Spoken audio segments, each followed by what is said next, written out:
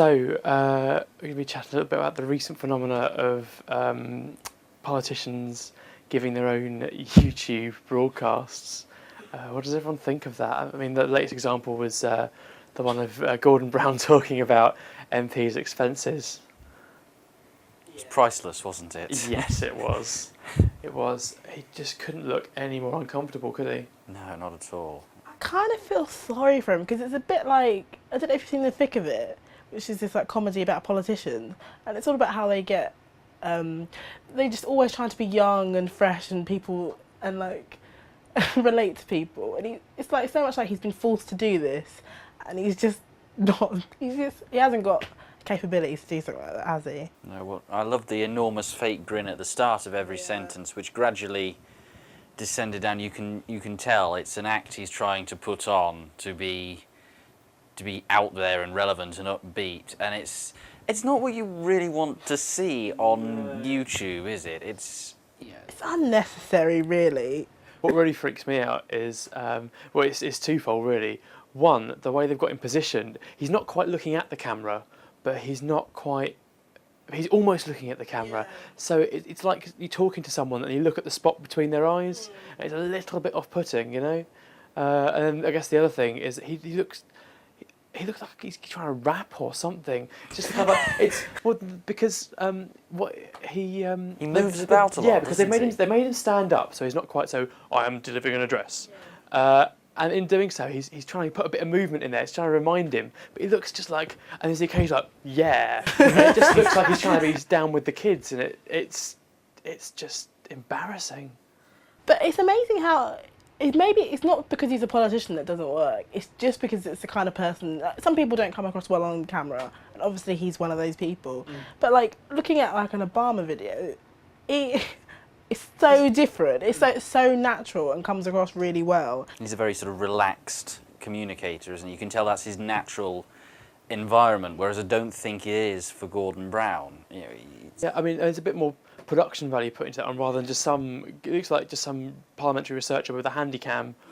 Yeah. And yeah, they don't choose very good backdrops. The one I saw of Hazel Blears from ages ago. That was awful. It was awful. It was all framed up badly. And do you know what it reminded me of? Those, you see these spoof things with these people that make videos for dating websites.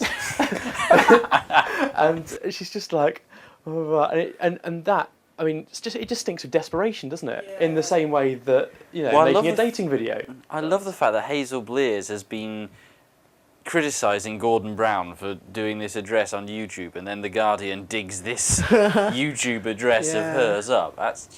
And there's about this much space above her head. Yeah. And her phone goes off in the thing. It's just like, have you ever seen Garth Marenghi's Dark Place? Yeah. I mean, contrastingly, you've got the David Cameron ones. I think a step in the right direction, as much as it's not like I am delivering a YouTube speech to form a remit. It does come across a lot more natural. But I did think that he comes across a lot more natural when he's sitting on a train. It's more like an environment that you can relate to. But still, I felt like he was giving me a speech. It didn't feel so much like more as personable as it could be. I think it's a step in the right direction, but still, it's not something that I want to. Well, I mean, having politicians on YouTube isn't necessarily a bad thing. I mean, like the biggest, the video with the most hits on YouTube is Obama's inaugural address, but that's not him delivering a speech to YouTube. It's a YouTube video of a speech he was doing to someone else. I mean, I think that's the sort of thing you want to see. I mean, a month or two ago, the Vatican launched its own YouTube channel, but you never actually see Pope Benedict talking to the camera. I am speaking to you, the church. It's always a video of him meeting a foreign head of state or something like that. And so it's a glimpse of life. And I think that, and the sort of Obama's inauguration video and things. I think that's the way to go forward if you want to put politics on YouTube. I think it's a very useful tool for getting to people, especially younger people, because I know a lot of people I know. They won't watch the news or they won't read a paper, but if there's something they're interested in, they go look it up online or they'll check it on YouTube. And that's where I think a lot of people get their information from now, is the internet. I think people the politicians just need to figure out the best way to do it and present it in such a way it's not, I'm going to talk to you now.